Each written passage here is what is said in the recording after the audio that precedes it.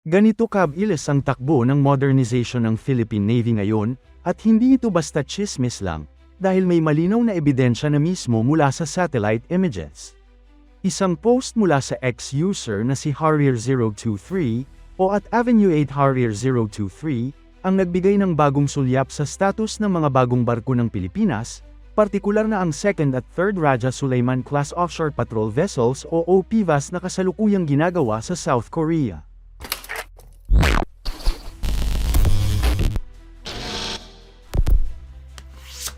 Sa unang tingin, parang simpleng larawan lang mula sa taas.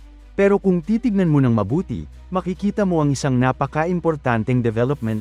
Ang pangatlong OPV ng Pilipinas ay malayo na ang narating, at posible nang malapit na itong matapos. Sa unang dalawang larawan na ibinahagi, makikita ang Raja Lakandula, na may hull number na PS-21, na nakadock sa port sa Ulsan, South Korea. Katabi pa nito ang isang barko ng Republic of Korea Navy, na nagpapakita na talagang nasa advanced stage na ito, hindi na ito basta ginagawa pa lang, kundi halos operational readiness na ang tinatahak. Pero ang pinaka-exciting na bahagi ay ang ikatlong larawan. Dito makikita ang Raja Humabon, PS-22, na siyang pangatlong OPV ng Philippine Navy. At base sa satellite image, kitang-kita na ang istruktura ng barko ay buo na. Hindi na ito nasa early construction phase, kumpleto na ang hull, malinaw na ang superstructure, at mukhang isinasagawa na ang mga final fitting at system integration. Ibig sabihin, hindi na malayo ang timeline bago ito ma-launch o ma-deliver sa Pilipinas. At kung susuriin pa natin ng mas mabuti ang larawan, mapapansin din na maayos na ang pagkakaayos ng deck equipment at mukhang nakaposisyon na rin ang ilang critical components na kailangan bago ang final testing. Karaniwan sa ganitong stage, isinasagawa na ang tinatawag na harbor trials kung saan sinusubukan ang basic systems habang nakadock pa ang barko. Dito check ang electrical systems, communications, at iba pang vital functions bago ito dalhin sa open sea. Kapag matagumpay ang yugtong ito, susunod na ang mas komplikadong sea trials.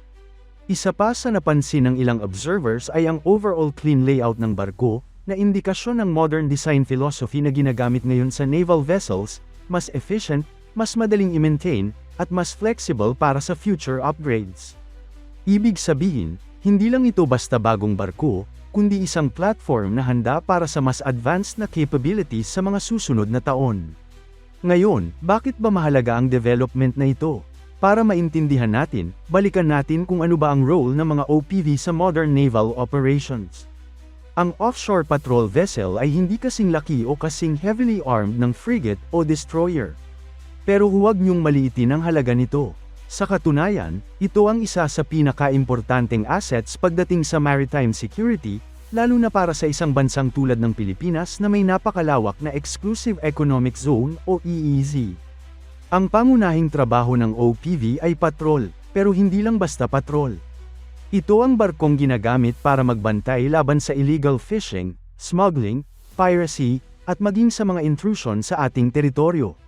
Sa sitwasyon ngayon sa West Philippine Sea, napakahalaga ng presensya ng mga ganitong klase ng barko. Hindi man ito frontline combatant tulad ng missile frigates, pero ito ang palaging nasa dagat, ang unang nakakakita, unang rumesponde, at unang nagtatanggol sa ating karagatan. Ngayon, pagdating sa Raja Sulaiman Class o OPVAS, ang mga ito ay ginagawa ng South Korean shipbuilder na HD Hyundai Heavy Industries. Kilala ang kumpanyang ito sa paggawa ng mga high-quality naval vessels, kaya hindi basta-basta ang kalidad na makukuha ng Pilipinas dito. Ang unang barko sa class na ito ay ang Raja Sulaiman mismo, na inaasahang magsisilbing lead ship. Sumunod dito ang Raja Lakandula, at ngayon nga, ang Raja Humabon na siyang pangatlong unit.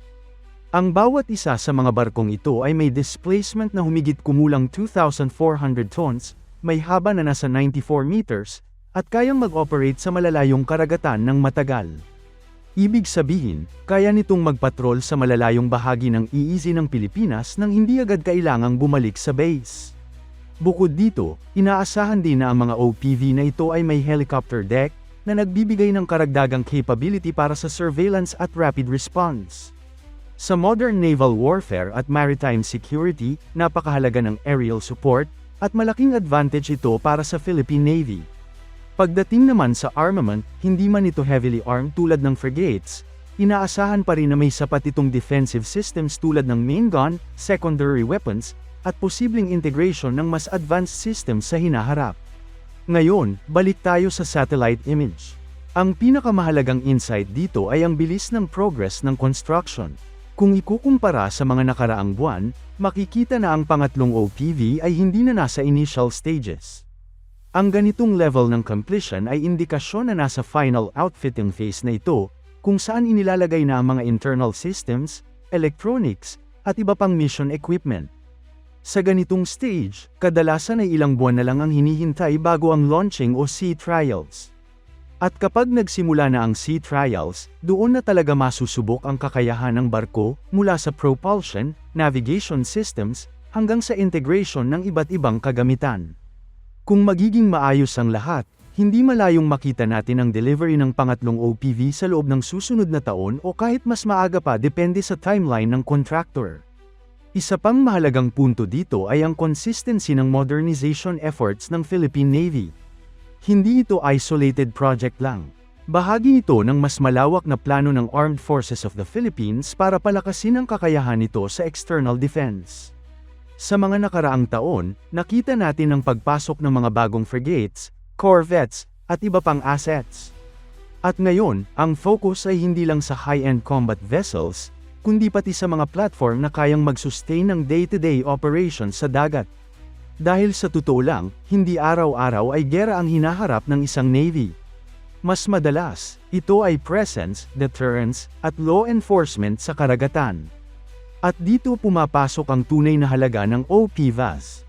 Ngayon, kung titingnan natin ang strategic implication nito, malinaw na pinapalakas ng Pilipinas ang kakayahan nitong magbantay sa sarili nitong teritoryo.